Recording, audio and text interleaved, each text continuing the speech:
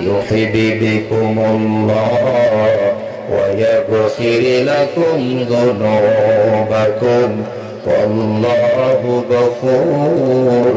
رحيم الله أكبر আল্লাহকে যে পাইতে চাই হযরতকে ভালোবেসে আরশে কুরসি লৌহ কলম না চাহিদে পেয়েছে সে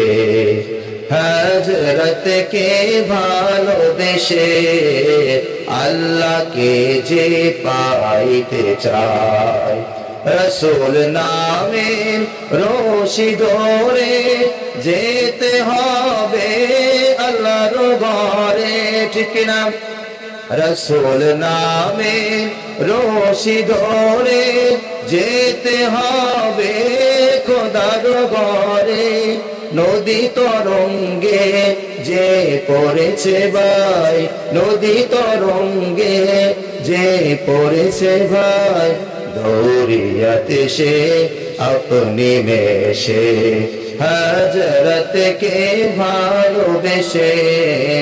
আল্লাহকে যে পাইতে চায় ঠিক কিনা আল্লাহ রাব্বুল আলামিন বলেন হে নবী আপনি দুনিয়ার সমস্ত মানুষদেরকে বলে দেন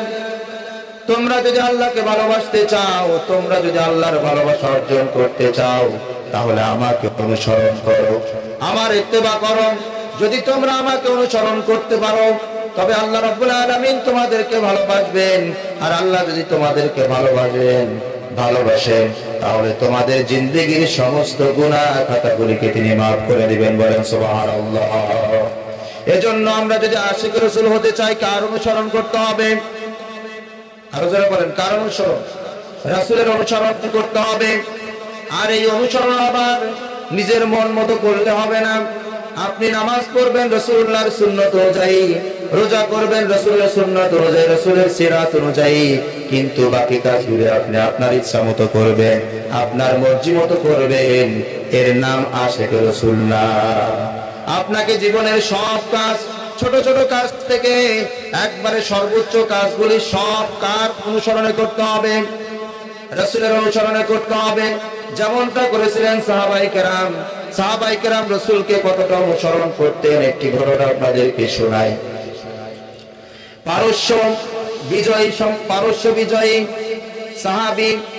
হযরত হুযায়ফা ইবনে ইয়ামান রাদিয়াল্লাহু তাআলা আনহু তিনি যুদ্ধ করার জন্য গিয়েছিলেন তাকে পারস্য সম্রাট আলোচনার জন্য তাকে ডাকলেন আলোচনার জন্য ডাকার পর তার